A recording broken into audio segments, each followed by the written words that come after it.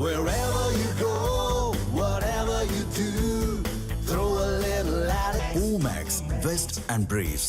திமுக கூட்டணியில் முடிவிற்கு வராத சிக்கல் காரணம் என்ன என்றுதான் இன்றைக்கி நம்ம பிக் நியூஸ் பகுதியில் பார்க்க இருக்கிறோம். திமுக கூட்டணியில் 26 கட்சிகள் இன்றைக்கு இருக்கின்றன. அதில் 16 கட்சிகளுக்கு தேர்தலிலே போட்டியிட தொகுதி பங்கீடு செய்ய வேண்டிய ஒரு கட்டாயத்தில் திமுக இருக்கிறது.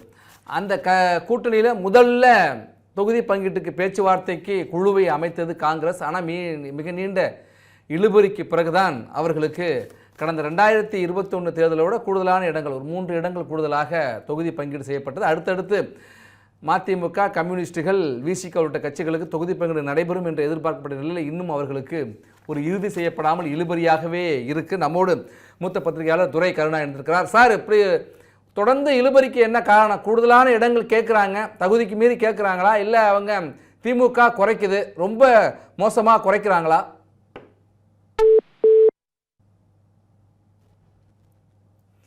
திமுக கூட்டணியை பொறுத்த வரைக்கும் காங்கிரஸ் கட்சி கூடுதல் இடங்களை கேட்டது. ஆனால் அவர்கள் கேட்ட இடங்கள் கிடைக்கவில்லை என்றாலும் கூட கடந்த 2021ஓடு ஒப்பிட்டு பார்க்கின்ற பொழுது 3 இடங்கள் கூடுதலாக கிடைத்திருக்கு.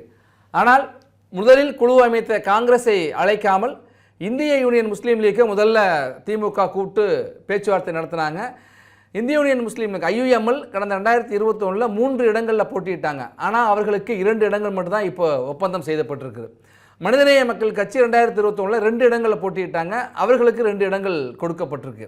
அப்போ இது முடிஞ்ச உடனே எல்லோரும் மற்ற கூட்டணி கட்சிகள் என்ன எதிர்பார்த்தாங்க அப்படின்னா, நமக்கு கூடுதலாக கேட்குறோம், கூடுதலான இடங்கள் கிடைக்கலனாலும் ஒன்று IUML போல் ஒரு இடம் குறையலாம், மக்கள் நீதி அது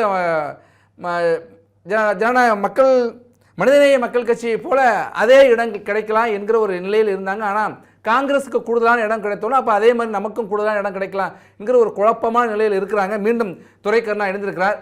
சார், இவர்கள் தகுதிக்கு மீறி கேட்குறாங்களா, இல்லை அளவுக்கு அதிகமாக திமுக குறைக்குதா?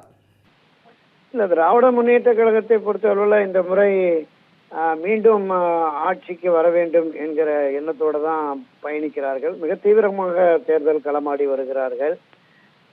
பணபலம், படைபலம், அதிகார பலம் இவைகள் துணையோடு நாம் வெற்றி பெற்று விடுவோம் என்கிற ஒரு போக்கு இருக்கிறதுனால கூட்டணி கட்சிகளை, தோழமை கட்சிகளை குறைவான இடங்களில் போட்டியிட செய்வது என்கிற நிலையை எடுத்திருக்கிறாங்க. ஒரு 170க்கு மேற்பட்ட தொகுதிகளில் திராவிட முன்னேற்ற கழகம் போட்டாதான் ஒரு அறுதி பெரும்பான்மை கிடைக்கும் அப்படிங்கிற அந்த போக்கும் திராவிட முன்னேற்ற கழகத்துக்கு இருக்கிறது. நீங்க குறிப்பிட்டது மாதிரி இந்திய தேசிய காங்கிரஸ் கட்சி கடைசி வரைக்கும் போராடி ஒரு 3 தொகுதிகள் அதிகமாக வாங்கிட்டாங்க. ஸோ அந்த மனப்போக்கு இவங்களுக்கு இருக்கிறது. கடந்த முறை ஒவ்வொரு சிறிய கட்சிகளுக்கு 6 தொகுதி அப்படிங்கிற மாதிரி சொன்னாங்க. இப்போ இந்த முறை தேர்தல் பேச்சுவார்த்தை தொடங்குவதற்கு முன்பே இரட்டை இலக்கம் வேணுங்கிறதுல 6 மாத காலமாக விடுதலை சிறுத்தைகள், இந்திய கம்யூனிஸ்ட், மார்க்சிஸ்ட் கம்யூனிஸ்ட், மதிமுக உள்ளிட்ட கட்சிகளும், முஸ்லீம் லீக், மறுமலர்ச்சி, எல்லா கட்சிகளுமே, மமுக அத்தனை கட்சிகளுமே கூடுதல் இடங்களை பெற வேண்டும் அப்படிங்கிற மாதிரி. என்ன காரணம்னா, கடந்த காலங்களில் இவர்கள் அண்ணா திராவிட முன்னேற்ற கழகம் அல்லது திமுக கூட்டணியில் இருக்கிற போது அதிக இடங்களை பெற்றிருக்கிறார்கள். அந்த அடிப்படையில தான் கேட்குறாங்க. உதாரணத்துக்கு இந்திய கம்யூனிஸ்ட் கட்சி, மார்க்சிய கம்யூனிஸ்ட் கட்சி 18-20 இடங்கள்ல எல்லாம் போட்டி போட்டிருக்காங்க கூட்டணி அமைத்து. அதே போல மதிமுக 20-21 இடங்கள், விசிக 10-12 இடங்கள் போட்டிருக்காங்க. அப்ப இவர்களுக்கு இந்த பாஜகவை ஒரு பூச்சாண்டி மாதிரி காட்டி பாஜக வந்துடக்கூடாது, நீங்க எல்லாம் விட்டு கொடுங்க அப்படின்னு 2021 ஒரு நிலைப்பாட்டை எடுத்து 6 என்று எல்லோருக்குமே அதை உறுதிப்படுத்தி அந்த தேர்தலில் வெற்றி பெற்று ஆட்சி அமைத்து விட்டார்கள். இப்பவும் அதே காரணத்தை காட்டி இருக்கிற இடங்களையும் குறைப்பது போன்ற ஒரு தோற்றம் இருக்கிறது. அப்ப இதை அவங்க ஒப்புக்கொள்ளல. ஒவ்வொரு அரசியல் கட்சியும் அடுத்தடுத்த தேர்தல்களில் 1-2 இடங்களை கூடுதலாக பெற வேண்டும், இன்னொன்று கட்சியினுடைய அங்கீகாரத்தை தக்க வைக்க வேண்டும், பெற வேண்டும். துரை கருணாவுடைய இணைப்பு துண்டிக்கப்பட்டு விட்டது. நம்மோடு அரசியல் விமர்சகர் நந்தகுமார் இணைந்திருக்கிறார். சார், கூடுதலான இடங்களை எதிர்பார்க்குறாங்க. இன்றைக்கு கூட மதிமுக ஒரு அவசர ஆலோசனை கூட்டத்தை நடத்தினாங்க. அதே போல் மார்க்சிஸ்ட் கம்யூனிஸ்ட் கட்சி ஒரு அவசர ஆலோசனை கூட்டத்தை நடத்தினாங்க. 2 முறை பேசியும் ஒரு மார்க்சிஸ்ட் கம்யூனிஸ்ட் கட்சி இன்னும் ஒரு முடிவுக்கு வரல. அவங்க சொன்ன எண்ணிக்கை எங்களுக்கு ஏற்புடையது இல்லை அப்படின்னு மார்க்சிஸ்ட் கம்யூனிஸ்டுடைய மாநில செயலர் சண்முகமும் தெரிவிச்சிருக்கார். மதிமுக தனி சின்னத்தில் கூடுதல் இடங்கள்லன்னு கேட்குறாங்க. இதில் யாருக்கு சார் என்ன பிரச்சனை இதில் கொடுக்கறதுல திமுகவை பொறுத்த வரைக்கும்? இல்ல, அதாவது இப்ப திமுகவை பொறுத்த வரைக்கும் தனிச்சு ஆட்சி அமைப்போம், கூட்டணி ஆட்சி கிடையாதுங்கிறதுல ரொம்ப திடகாத்திரமா இருக்காங்க. ஆனா கூட்டணி கட்சிகள் எல்லாமே சில கட்சிகள் நேர்முகமாகவும் சில கட்சிகள் மறைமுகமாகவும் அதுக்குண்டான வேலையை பார்க்கறது தெரியுது. போன தடவை திமுக ஒரு 173 சீட்டு நிக்கிறாங்க. அப்ப அவங்க ஜெயிச்சது அவங்க கூட்டணி கட்சிகள் 15 சீட்டு உதயசூரியன் சின்னத்திலே நிக்கிறது.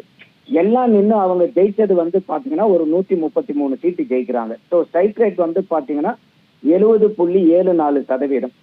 அப்ப நீங்க தனிப்பட்ட கட்சியா நீங்க ஒரு ஆட்சி அமைக்கணும் அப்படின்னாக்கா ஒரு 118 எம்எல்ஏ சீட்டு வேணும். அந்த 118 எம்எல்ஏ சீட்டு உங்களுக்கு 70.74%. குறைஞ்சபட்சம் நீங்க 167 சீட்ல திமுக போட்டி போடணும். அப்போ போன தடவை அவங்க திமுக தனி கட்சி அவங்க போட்டி போட்டது 173 சீட்டு. அப்ப இப்ப 167 போது அவங்க கிட்ட ஒரு 6 சீட்டு தான் விட்டு கொடுக்கறதுக்கு எக்ஸ்ட்ராவா வச்சிருக்காங்க. ஆனா இது இப்ப இந்த 5.25 வருஷத்துல ஆன்டி இன்கம்பன்சி ஜாஸ்தியா இருக்கு. அப்ப போன தடவை கிடைச்ச அதே 70.74% ஸ்ட்ரைக் ரேட் கிடைக்குமான்னா கிடைக்காது. ஸோ அதனால அவங்க கூட்டணி கட்சிகளுக்கு அந்த இடத்த குறைக்கிறதுல ஒரு பெரிய முனைப்பு காமிக்கிறாங்க. இன்னொரு காரணம் என்னன்னு கேட்டீங்கன்னா, இந்த 4 கட்சிகளுக்குமே, அதாவது விசிக, கம்யூனிஸ்டுகள் 2 பேரு, அதாவது மதிமுக, இவங்க எல்லாத்துக்குமே போன தடவை 6 சீட்டு கொடுக்கப்பட்டது. அதுல